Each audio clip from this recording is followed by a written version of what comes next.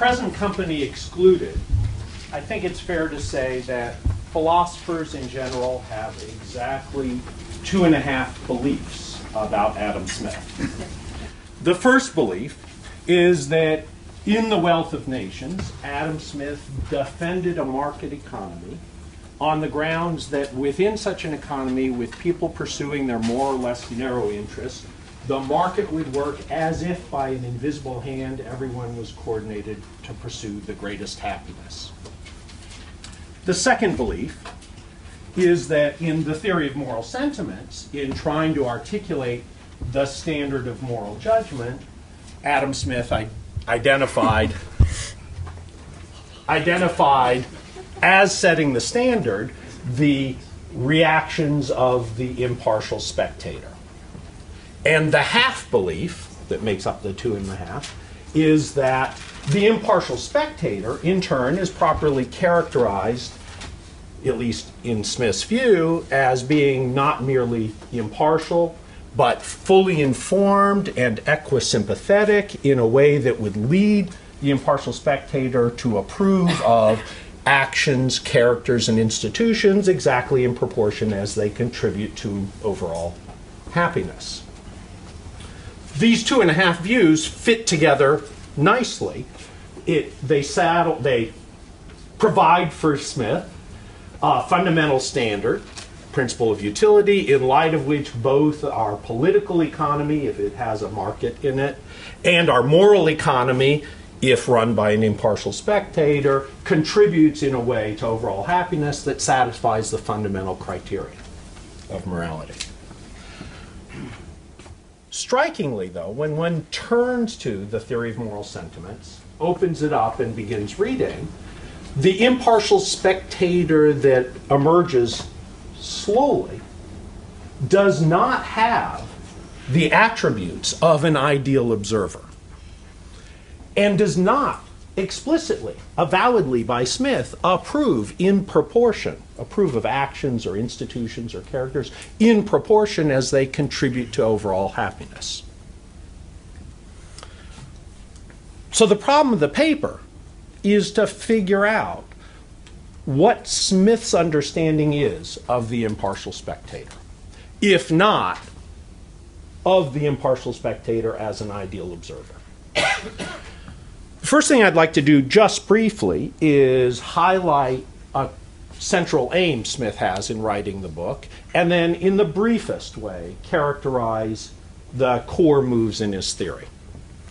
So the aim I want to flag is the aim of identifying the standard by which, as a matter of fact, we judge morally of people. Smith is careful to emphasize that he's interested in a matter of fact about what that standard is. He is not interested in suggesting some new and better standard. He's also not interested in identifying a standard that would be the proper standard if we were not the weak beings that we are, but were rather gods. That said, it's important to recognize that in offering an explanation of what is as a matter of fact, our standard in making moral judgments, the standard is for a distinctive kind of judgment. Not a judgment of a matter of fact, not a judgment of how things happen to be, but a judgment of how things ought to be. And part of the burden of a good interpretation of Smith's articulation of the standard that we as a matter of fact use is that the standard underwrites and explains the distinctive nature of our judgments as normative judgments, since those are the ones he's trying to describe our making. Now, to the quick summary of his theory, doing utter injustice to the subtlety, the perceptiveness, and the deep, obvious pleasure he takes in our peculiarities. His theory starts like this. It starts as he thinks we start, with our judging of others. And he thinks that in judging of others, when we're judging them morally, we focus particularly on the sentiment or passion that gives rise to action. we focus on people's intentions. And he thinks we look at those sentiments or passions that give rise to action in relation to two different things that result in two different kinds of judgment. We look at them in relation to the context and other motives within which those passions and sentiments form. And we look at those passions and sentiments, the aim they recommend, or the effects they have a tendency to produce, and judge of them in light of that. The first judgments he characterizes as judgments of propriety. And he thinks that we make these judgments of propriety, when we're judging other people, by putting ourselves in their place and asking of ourselves in their place, would we feel the sentiment or passion that they do under those circumstances? If the answer is yes, and we recognize that, then we approve of the passion as proper. In the course of this, I'll just mention this, in the course of developing this, Smith explicitly and wonderfully articulates what's now called a minimalist theory of truth and approval, according to which, in saying of somebody's belief that it's true, we're not really ascribing an extra property to it. We're registering the fact that it corresponds to the belief that we have. The parallel in the passion case, and this is the role of sympathy, in approving of a passion, either a passion an agent, a person does have or might have, or that we're considering as one for them, to approve of the passion is to imagine ourselves in their place, to notice that in that place we would have the passion in question, and we then approve or would approve of them having it too, as proper. The other focus, he thinks, when we turn to the passions or sentiments that give rise to action, is to look at the end they propose or the effects they have a tendency to produce on others. And we think of the others who might be feeling either resentment or gratitude, we think of that whether it's merited. Whether it's proper.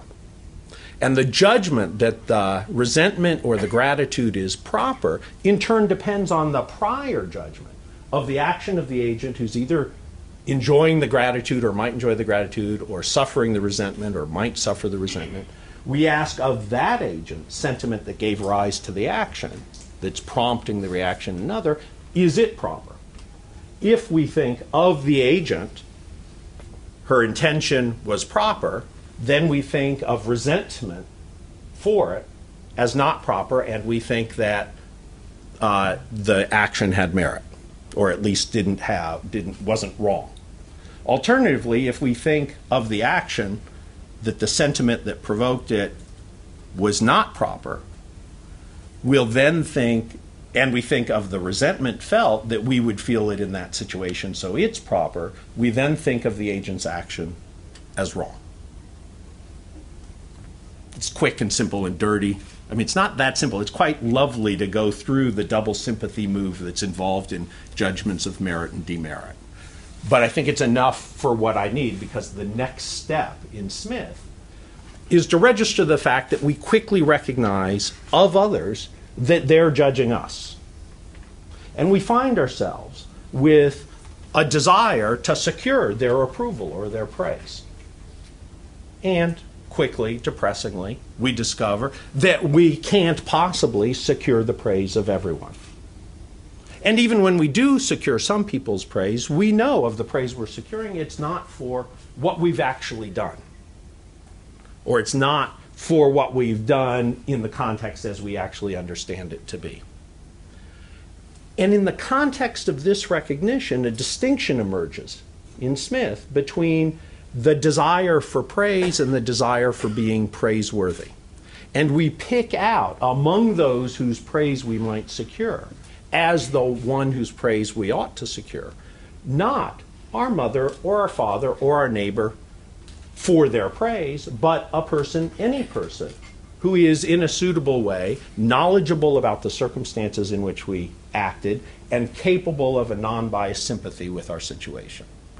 That is, we pick out as the criterion for what we do, being praiseworthy, the approval of an impartial spectator.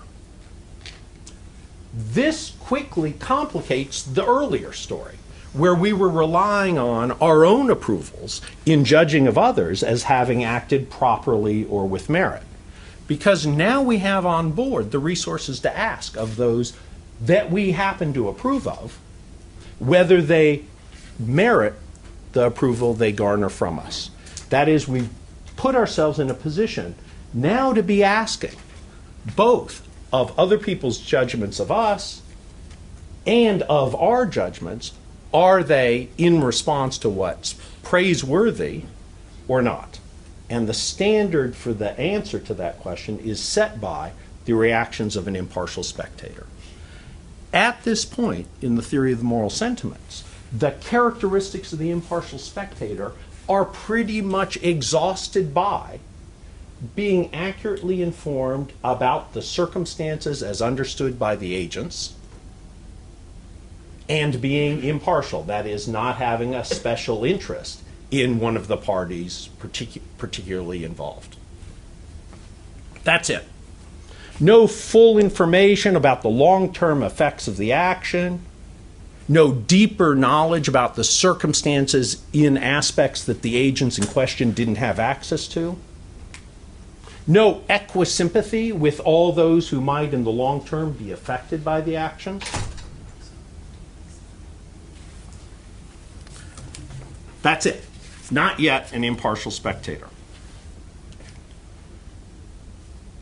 Let me just check that now.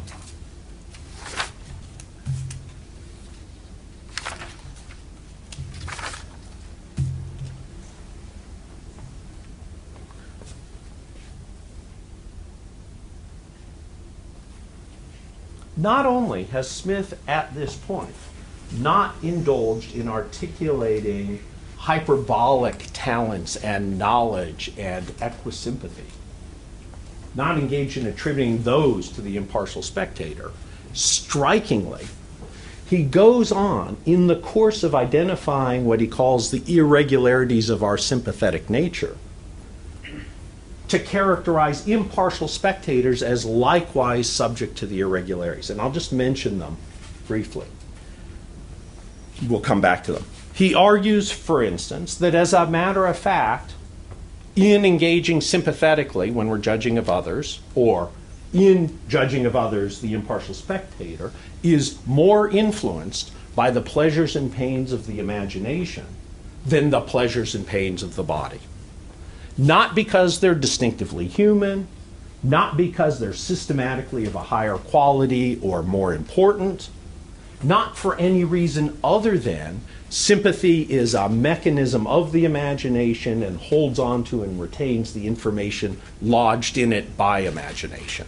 He quickly, in summarizing the distorting, or at least irregular effects of this bias towards the imagination, he notes that while the loss of a limb may be a far greater tragedy than the loss of a mistress, never was a tragedy written about the former. And I don't know that that's completely true, and I'd welcome any counterexamples, but the idea is you just can't tell a story that will engage people systematically in the long term about physical pain. Even stories, tragedies about physical pain, get their leverage on us as readers by wrapping them in imaginatively available aspects of the effects of the loss of the limb.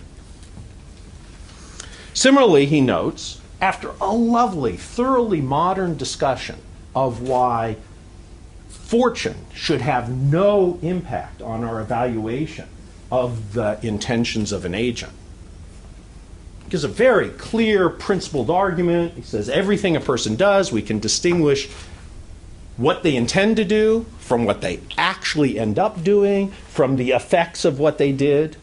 And he points out that, of course, the agent has no control over what the effects turn out to be, nor even of what the action prompted by the intention might actually be. So we can't judge of the agent in light of those. We must solely focus on the basis of the intention. The next largest part of the chapter on the influence of fortune details the many ways in which, in fact, our moral judgments are influenced by fortune. And he explicitly says of this effect that the impartial spectator, not just we each, are subject to this influence. And the same with the influence of fashion and custom. And the same with the influence of success and rank. In each case, he marks an irregularity in our sympathetic nature that leads us to favor in certain ways the effects or the causes or the intentions under certain circumstances, signals them as irregular, and then notes that an impartial spectator, no less than regular agents, are subject to those irregularities.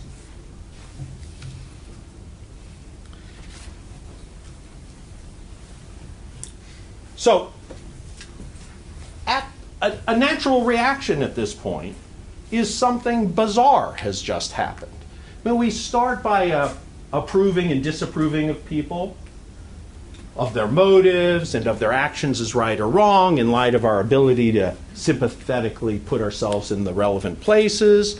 Then we recognize that others are judging us, and we acquire the distinction between successfully garnering praise and meriting praise.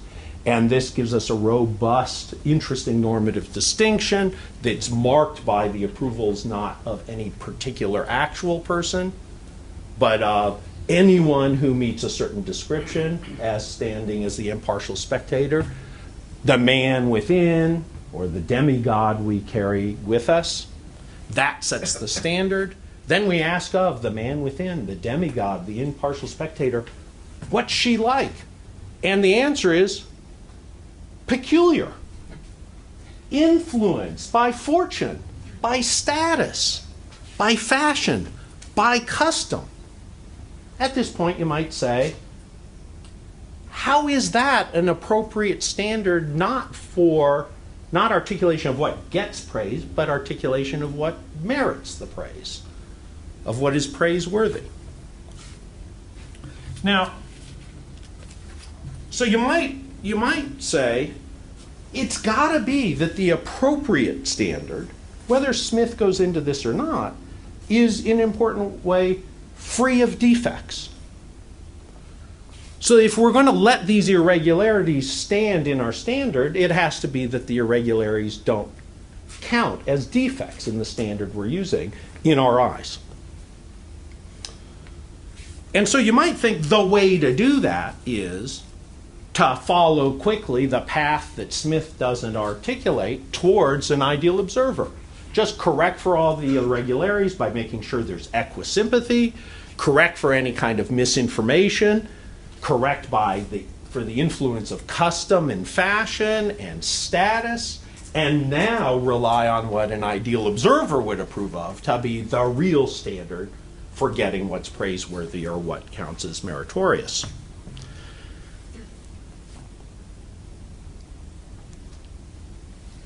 With the idea that the result there will be, in effect, the functional equivalent of a utilitarian standard. Smith goes to great lengths to defend the idea that the impartial spectator does not approve in this way, and that the principle of utility, this is in the course of his criticisms of Hume, where I think he, in interesting ways, misreads Hume, but in the course of his criticisms of Hume, he argues that the principle of utility doesn't have the kind of reach that such a view would commit you to thinking it did. That is, the actual standards of the judgments we think capture things properly don't match up to what an ideal observer so characterized would be. So, holding on to the idea that whatever the impartial spectator's characterization should be, it should be one as being defect-free, you might take a cue from how his discussions of the irregularities I've mentioned already continue. So, for instance, in the discussion of the influence of fortune, having first given you a principled argument that it should have no influence whatsoever, and then noting at great length the many influences it has, he concludes by arguing that it's a really good thing that we're subject to the influences of fortune. And he signals two distinct advantages. The first is he thinks that if we didn't do it, we would remove an important incentive to success. If all that mattered was good intentions, we'd try less hard to be successful in carrying out the intentions we formed. The second is that he thinks in a society that focused merely on the intentions and not the actual effects that one's intentions led to, we'd have a society that was way over-involved in our minds, spent way too much trying to probe what our intentions were instead of just measuring our accomplishments. On both fronts, he thinks it's useful to have us subject to the irregularity he's just noted, and salutary for that reason. The same for the influence of status and rank. He thinks our being subject to it is a crucial component to successfully establishing a political structure with people willing to give their allegiance to others. And it's also essentially notes to generating the kind of ambition that's important to a successful society. So you might say, well, here's the model for thinking about the impartial spectator. Yes, the impartial spectator is peculiar. Yes, the impartial spectator is not enjoying these superhuman talents that might be ascribed to God. And yes, we regulate our judgments as we think of it appropriately by the impartial spectator's reactions. But what makes that right is that the doing so contributes to overall happiness.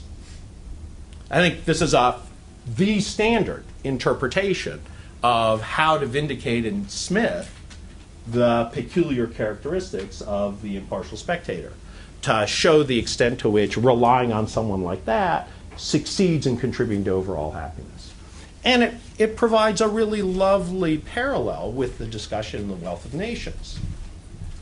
If you distinguish between the ends and the proximate means, you can pick out a market economy or pick out appeal to an impartial spectator and vindicate either on the grounds not that those who are relying on them are trying to produce the greatest overall happiness, but on the grounds that nonetheless focusing on what they do, they succeed in promoting overall happiness.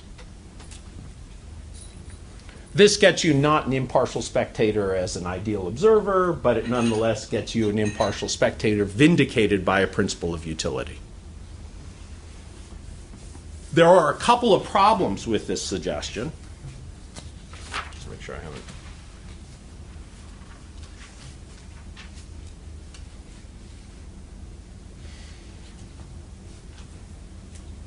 One directly textual and one more philosophical, to follow the distinction Steve Darwall was relying on in Hobbes, in this discussion of Hobbes. The textual one is Smith is at great lengths to reject the principle of utility as the right measure not merely of the impartial spectator's reactions, but as not nearly the kind of important consideration Hume and other utilitarians seem to think it was. In fact, there's this lovely discussion about the number of things we putatively valorize because of their utility, where the interest we place in them and our judgment of them way outstrips the value of the end they're designed to achieve. He has a discussion of the watch and a person who covets the watch for its beautiful design. When one stops working, it's 2 minutes slow, he's willing to junk it to get another that's only a minute slow. This is not a person who's on time all the time. He doesn't really care about what time it is. He just loves the elegance of the design. And Smith is at great pains to argue that a lot of our judgments of value that fly under the flag of utility are actually the appreciation of elegant design without regard to the value of the end they achieve. The philosophical point that's important to keep in mind here is that Smith is trying to articulate the standard we actually rely on in making our moral judgments. He proposes the impartial spectator as specifying what that standard is.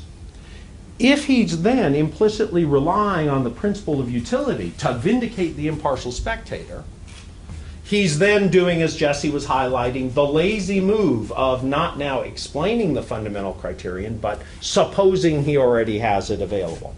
And what's especially important to recognize about the principle of utility in Smith's hands is Smith does not think all pleasures are equally valuable. Smith does not think the pleasures secured in a way that would merit resentment are as valuable as the pleasures secured that merit gratitude, for instance. So if you were to ask, what's the overall value of relying on the impartial spectator, you need to have a measure of value that's vindicated in the end by the story you're telling. And the only way Smith has of vindicating a theory of value is by relying on the impartial spectator. This would be different if he thought all pleasures were equally the same. Then you could just measure the overall effects of relying on the impartial spectator on its effect on pleasure. But he doesn't think all pleasures are equally valuable.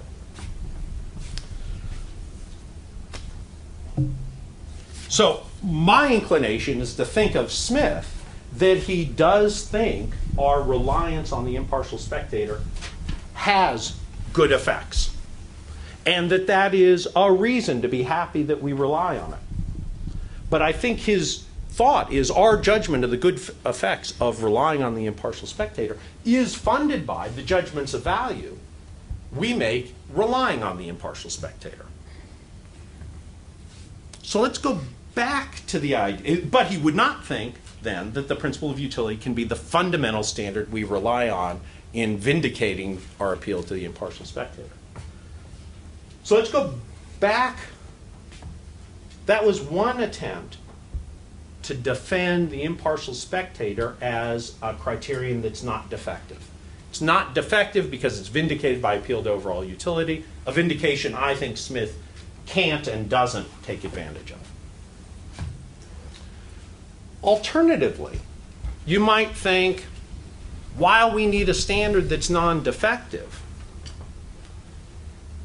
the impartial spectator counts in virtue of being the standard we do actually rely on. This is the view that Smith attributes to Hutcheson. Following the parallel between accounts of our judgment of secondary qualities and accounts of moral judgment, Smith describes Hutcheson as arguing that when it comes to, once we've identified correctly whose reactions are criterial for something being blue, or for something being virtuous, or something being proper, once we've identified the reactions and the circumstances under which they've had, once we've got that right, we're not in a position to then evaluate those standards as right or wrong. So once it's clear that something's being blue is a matter of its giving rise in people who have a normal perceptual apparatus to a certain kind of sensory experience under certain kinds of light, and you discover of something it gives rise to that reaction, there's no room to evaluate the standards as getting blue right or as itself blue. The sense characterized by the criterion in question is just given brutally and is not open to evaluation. And so you might say in the moral case, similarly, if he's put his finger on the standard we actually use for what's right or meritorious or proper, there's no room to treat that standard as defective. It's just what it is. And we might wish that we made other kinds of judgments. We might wish we had the capacity not just to judge morally, but to judge in some other way. There's no room to complain about the standard we rely on. Oh, the impartial spectator is biased in some unacceptable way. Smith rejects this view adamantly. First, he rejects the idea that we can't or don't evaluate the standards people actually use in making moral judgments. And second, I think, but this is more speculative, I think he relies on that fact as part of his explanation of what the difference is between judging of something that it has some descriptive feature, that it's blue, and judging of it that it's praiseworthy. Or the difference between judging of what you've done that your mother approves of, that it garners her approval, and judging, given that your mother is in fact the impartial spectator, that the approval it garners is also merited. He needs to explain that difference. I think right here is where he explains the difference. So his criticism of Hutcheson is that in fact we do evaluate the standards we use not in our judgments of color or shape, but in our judgments of morality. We do evaluate them. And second, they're living up to an approval is criterial for them being the right standards for our moral judgments. I want to just remind you all of a common criticism of dispositional accounts of value in the sensibility theory approach to value. A common criticism of it. John McDowell's well known for this. John McDowell comes along and says, if you're going to try to treat as your account of what it is for something to be good, that it garners approval by someone who meets some description, whatever description, you won't have gotten the resources to distinguish between the judgment that it garnered the approval and the judgment that it merited the approval. And you won't have captured the thought that the thing is good until you funded the idea of it, the thing that garners the approval, that it merits that approval. Now, in McDowell's hands, that objection is meant to show that any time you try to give a dispositional account of value, you'll be surreptitiously presupposing a distinct criterion of merit of the reaction that's really doing the normative work in your account. So the idea is, sure, God approves of it, but till you can tell me why it merits the approval God gives it, you haven't explicated the idea that the thing is good, just that it has certain causal properties. I think Smith rightly pursues an available response to anyone who wants to give this sort of dispositional account. The response is not to bite the bullet and say, no, being good is simply garnering the approval of the big guy. That's all it is. End of story, and I'm willing to swallow whatever implications that has. That's all there is to thinking something's good.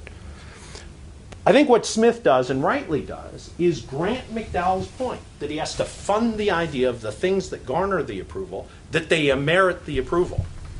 But what he does is he maintains that you can use the very standard on offer to do that. To ask of something that secures approval, does it merit the approval, on this theory, is to ask of things garnering that approval, does that garner approval? If the account is right, for something to merit the approval it garners is for it to be the instance of a system of response that secures approval. Now, of course, that just pushes the issue up to the next level. We have to distinguish between it securing approval and it meriting that approval. But let me note two things. First of all, this is not a trivial requirement.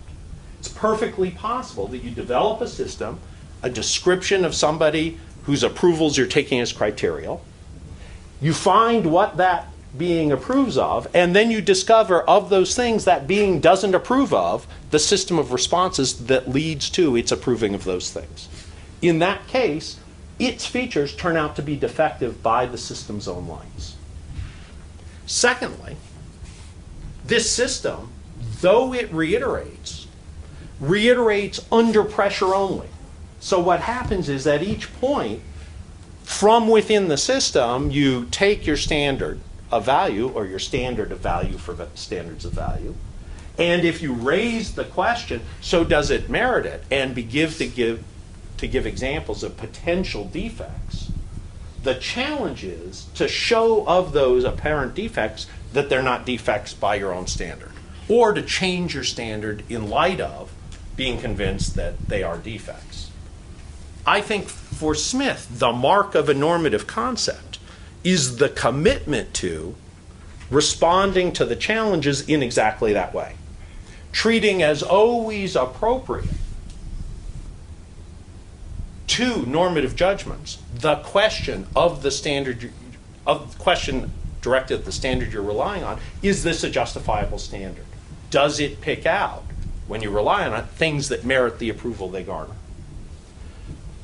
That system of reflective endorsement is explicitly in Smith in his discussion of Hutcheson, and is available, I think, for him to defend the characteristics or to alter the characteristics he's willing to attribute to the impartial spectator in a way that does not depend on an exogenous principle that then would have to be funded by a separate account, and does not, at least in near prospect, generate pressure to characteristics of the standard that would lead to utilitarian judgments.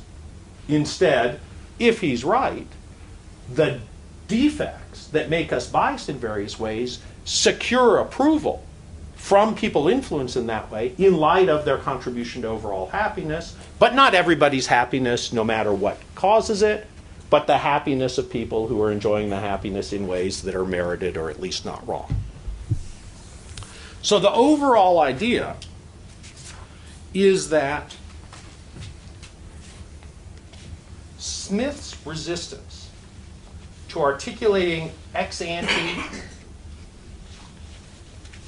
a priori, in elaborate detail, the characteristics a being would have to count as the appropriate standard for our moral judgments. His resistance to that is properly sensitive to a view of how the capacity to make moral judgments emerges in humans thanks to their being socially ensconced in ways that creates new pressures that don't just address people at the first order, but address each level up as you face challenges about the standards you rely on.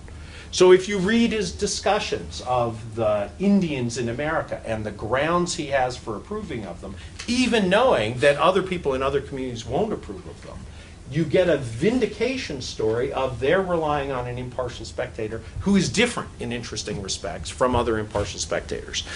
The same in being influenced by custom, different in being influenced by different customs. So that's the idea. I guess I'll try to conclude. So of the 2.5 beliefs philosophers, present company accepted, of the 2.5 beliefs that people have about Adam Smith, I think the crucially wrong one is the half, that Smith advanced anything like an ideal observer. I think the worry that if he didn't, he had either an unacceptably incomplete or an otherwise objectionable account of how moral judgment works is mistaken. I think he has indeed the rich resources to see our capacity for making moral judgments as an ongoing practice that's answerable to standards we ourselves recognize as normative and required for its continued success, the evolution or vindication of the standards we rely on at each point. And I think in the process of articulating that view, he's got onto a difference between merely descriptive concepts and normative concepts that's deeply important and insightful. And it's the difference that treats the criteria for application of the concept as itself liable to a kind of challenge and calling for a kind of defense perpetually as a matter of competence with the concept that's not true of descriptive concepts. So that you can't just stop when you've claimed you've got the right standard of justice, of virtue, of rightness. You can't just stop by claiming, as a matter of fact, this is the one we use. Whereas when it comes to standards of color, or of shape, or of anything else that's merely psychological, once you've nailed the standard we use, the questions to be asked are not, do we have the standard right, just when it comes to normative questions, is it worth continuing to think in these terms? So the fact that normative questions are probative with respect to whether we have the criterion right is the distinctive mark of normative concepts. Descriptive concepts, we can ask normative questions, but they're not probative with respect to whether we have the right standard for them. So.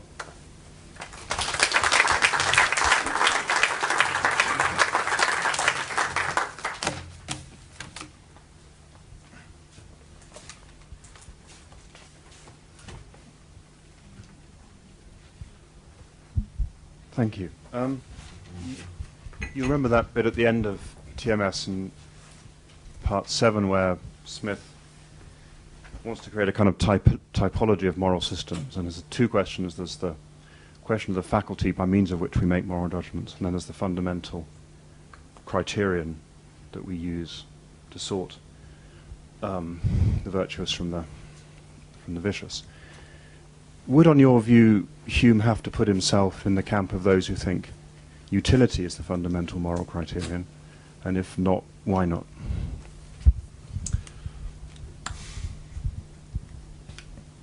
Smith thinks of Hume that Hume goes in that category. I think Hume holds what I call a Bauhaus theory of ethics. Yeah, no, I didn't. Sorry, if I said Hume, I didn't mean that. Oh, you said Hume. So would Smith have to put himself in the utility camp? And if not, why not? Okay, so on my reading, he puts him. So one of the elegant features of that discussion is he's trying to distinguish a bunch of views, the truth of which he finds thanks to his own view. Thus, they each have a bit of truth, and he's trying to explain it, at least as I read it. So I think he thinks, I think of his view, the fundamental criterion is not utility. Utility is one consideration given the right measure of value that tells in favor of things. But the principle of utility, the principle of judgment is propriety. Propriety of resentment, propriety of gratitude, propriety of intention under circumstances. And I think he puts himself in that camp and then subsumes utility under that. But it sounded like it was going the other way around, because the sort of... In my account of him? Yeah, because then, when we're wondering whether propriety is the right kind of criterion to use, then we've got this kind of next move that you were saying Smith was making when we're appealing to the greatest happiness and the greatest knowledge. That's what I'm sorry, I was not clear. On my view, the problem with the indirect utilitarian defense of the impartial spectator that says, okay, let's defend propriety. How? By appeal to utility. A problem with that view, besides Smith's overtly rejecting it, is when you turn to the question, so by what measure of what value are we vindicating the impartial spectator as contributing to value? There's no way to fund that question from the principle of utility point of view. Smith's view is not all pleasures are equally good, so you can't vindicate the impartial spectator by saying what's so good about the impartial spectator is relying on him produces the greatest amount of pleasure, because he thinks it matters which pleasures. So the problem with that view is it's depending on an exogenous, underfunded criterion to vindicate the one he's overtly offering. My reading is he gives us the principle of propriety funded by the impartial spectator and then recognizes as legitimate and recognizes the recognition as legitimate as important. The question, is this the right standard? And he vindicates that standard not by an exogenous principle of utility, but by appeal to the principle of propriety. He has the impartial spectator reflect on these apparent biases and then notice the utility of some of the biases. And then in light of the utility of some of the biases, the impartial spectator says, not improper after all. So it's fundamentally not that. Yeah. Okay. I figured that.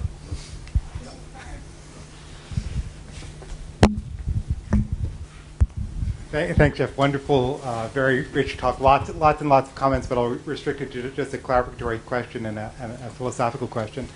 On the meta-meriting approach, merit as meta approach, which I think is extremely elegant, I, just as the clarificatory question, wanted to hear a little bit more about how that connects up with the problematic you set up in the first part of the talk. In the second part of the talk, where you raised this kind of McDowell worry, I can see how the iteration of sentiment up, does some work.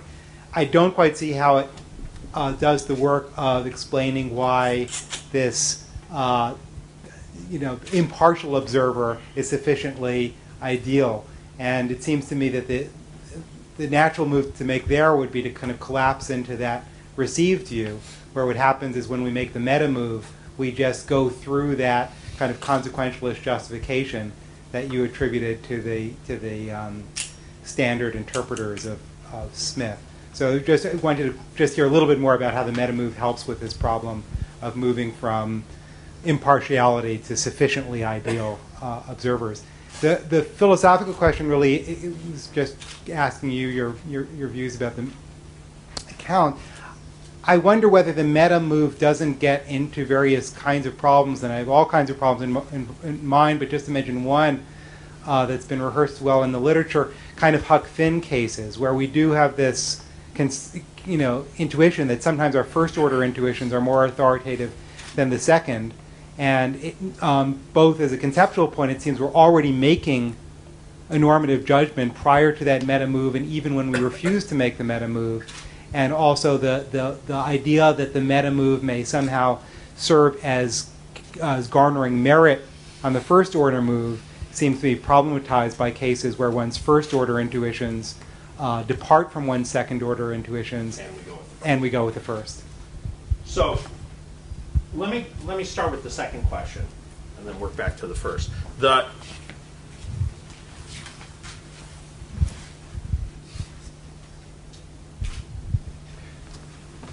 So I have this other work on the nature of normative concepts that's connected to what I'm attributing to Smith here. It's important to the view that it's not definitive of a normative concept that the person competently deploying the concept has gone meta. Nor is it part of the view that if you go meta, the meta level is authoritative with respect to the lower level. The view is the mark of a normative concept is competence with it commits you to the relevance of a normative objection to the standard you're using. Now that can be shown. There are people who are understandably dispositionally refuse to consider certain objections because they think they are ill-motivated or misguided or corrupt in other ways. And yet they could still, on my view, so they never actually entertain objections to the standard they're using. They may be relying on the Pope as the authoritative standard for what's right and wrong. My view is that could still be a judgment, a normative judgment that something's right if it comes with the commitment to the vindicatability of the standard they're using, as would be manifest in the criticizing certain objections as ill-motivated.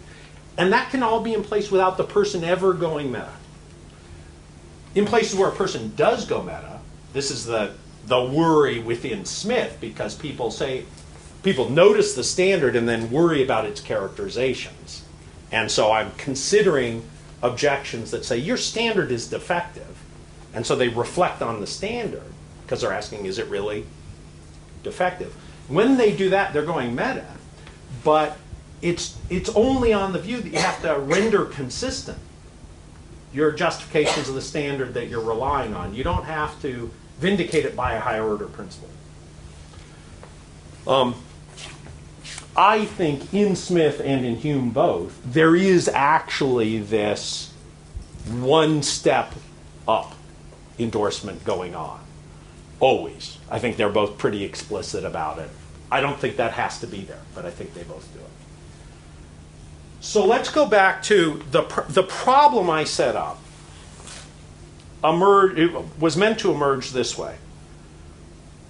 First, we just judge other people. We got no problem with it. They may not like how we judge them, but we still approve of some, disapprove of others. Then we notice they're doing the same to us. And a distinction in our own psychology emerges between caring about getting praise and caring about being praiseworthy. And Smith has a long and subtle discussion arguing that we care a great deal about being praiseworthy. And so my question is, what is it to think of yourself as praiseworthy? And I think it's right to say it's not to think of yourself simply as successfully garnering the approval from someone characterizable in a certain way. Smith's answer is it's characterizable as garnering the approval of an impartial spectator. And then the question is, the ideal observer interpretation says, yeah, but you got to fill out fully what that description is. I think that defaults into just another garnering approval case. I think it's a subtlety in Smith that he basically attributes to the impartial spectator exactly as many characteristics as you need to resolve the question, whose approval matters? I think he sets himself up for and never addresses people going back to these irregularities and saying, you're always explicit about how the impartial spectator you're relying on is subject to fortune. Isn't that now not showing that you're praiseworthy, just that you garner praise from a peculiar being? And that's where I think he shows the tendency to say, not if I can defend it. So that's how I think they connect up. But they don't go the meta level, which I think he thinks you can't fund.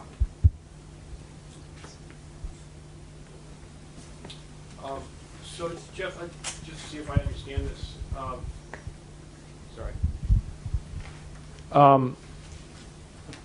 So this question was occasioned in a way by what Jesse was asking, but it's a little different.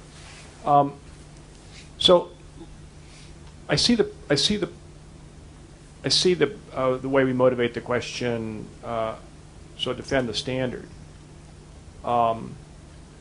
What I wasn't seeing was, and I love if there's text on this, or what it is in the view that tends in this direction, why in defending the standard, it would then be appropriate to talk about the consequences or the utility of employing the standard in this way. In other words, if it's a judgment of propriety, then it looks like it's just another judgment of propriety. It's judgment of the propriety of employing the standard. But it's a good thing that people employ the standard because it has all kinds of good consequences. Well, that might be one consideration, but why that would rule just wasn't obvious to me because it doesn't rule for Smith generally. So why would it rule here? Okay, so this is also connected to this question. Yeah. I think Smith doesn't think appeal to utility rules. Right. I think Smith thinks, if he's right at the first level, our standard is one of propriety. Right.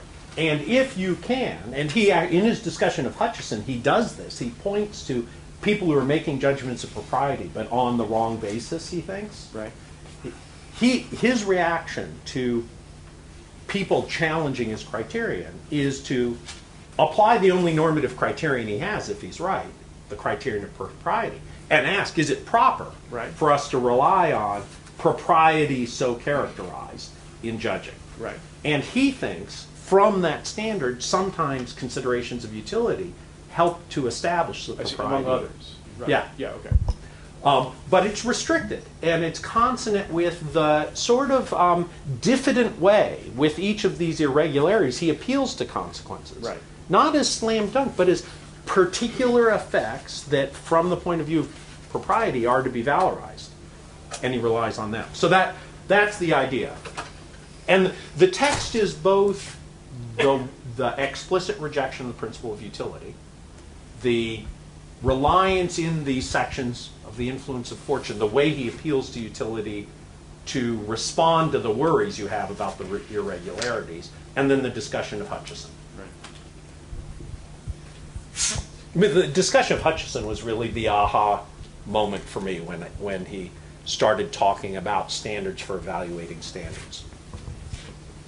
The absence of praise, actual praise or reward, if you like. So I don't think Smith is terribly concerned about the definition of morality. And he is concerned not to be committed to a distinctive moral sense.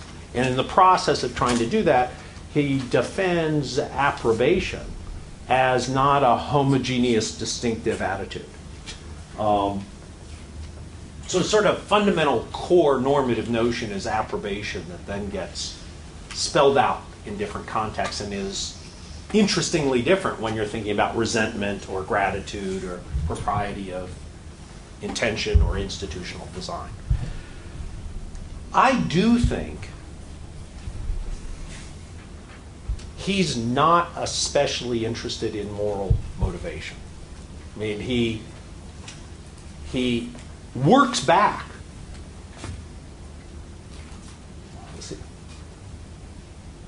He takes it that we're moved by a lot of things, most especially our moral judgments. And he works back to attribute to us motives that fit with that. That's how the argument for our concern for praiseworthiness goes. So I think there's interesting things he doesn't spend a lot of time on. And one is a detailed investigation of motives. It's rather in the discussion of the desire for praise and the desire for praiseworthiness, just marking the extent to which, on his view, we're unsatisfied. When we successfully garner praise, there's no question that desire is satisfied. But the people are praising us for things we didn't do, or for intentions we didn't have, or for acting in circumstances we didn't face. So when I admire your bravery and you weren't in danger, or I admire your generosity when you weren't being generous, you're getting my admiration. And he just notes that's not what we care most about. Yes, except in quickly. I mean, Yeah. there are cases in which we don't receive praise yet act. Right. So I was wondering whether it's more an attempt to explain these kinds of actions. I think they're of a piece. I mean, I think he thinks, again, that's a reflection of a desire he hypothesizes to explain the behavior. But it's less, I mean, I don't feel strongly about it. I just think what I feel strongly about is he is trying to understand what we are doing when we're thinking this is virtuous or meritorious. And we're not just thinking some guy described this way would approve of it. And I think he is aware of that. However elaborate the description of the guy is. And he's got this subtle way of saying what the difference is. I have time for just one more question. So first I just want to make sure I have this right. So in the case of the, and then I want to ask you a wholly different question. So in the case, Bait and switch. In the case of the soldier who's shot at the end of I think it's at the end of the fortune section, who's shot for falling asleep on guard. Right. Our sentiments vacillate horribly in that case because we understand on the one hand that for the utility of the group, it's essential that he's shot even though he had no intention to fail in his duty. Right. But on the other hand, because he had no intention to fail in his duty, we feel it horrible to have such a punishment applied to him, because we feel that the action had no bad intention. We're going on this intention theory that he describes earlier, right? So this is a perfect case of his case of vacillation that arises from fortune. In this case, the spectator judges both that the vacillation is appropriate, and that the standard of utility as applied in this circumstance is trumps and is appropriate. So it's a double propriety judgment. There's the propriety of vacillation of sentiment when looking at this case, and then there's the independent, or not, there's the connected, it's not independent, propriety of utility as applied to this particular case. Is that? That's how I read it. Okay, so I have that right. Okay, Yeah. good. That seemed to me a very interesting way of thinking about it. The question is wholly different. Let me say one complication. There are places where I can't feel, so that's how I think of that case. And I think it's even clearer in some earlier cases where a person's committed a crime, they've been found guilty, but now they're about to face death penalty, and if we just focus on how poor and pitiful they are, we want to just let them go, or at least not kill them. And then he says that's clearly not the right thing to do, though I understand it and approve of that sensitivity. But there are other places where it's unclear to me, he doesn't work out in any way I can tell whether to approve the vacillation, whether to approve A or approve B. And I just don't know how he thinks about it. There are the discussions of the piacular cases, the apparent dilemmas that he wants to treat in a certain way. And I just don't know how to think about how Smith thinks about those. Yeah. Well, okay, so I won't ask my bigger question. We're running out of time, right? So I'm I'll ask it some other time. But I do think that what you just said is extremely interesting, in that it points to the connection between these vacillations and some very complex moral emotions like remorse, guilt, and so forth. And that, I think, is a connection he wants to draw between the way we respond to the vacillation of fortune and these kinds of the whole discussion he has of guilt chasing, the criminal. So I think that's a very interesting point. Thank you. Thank you.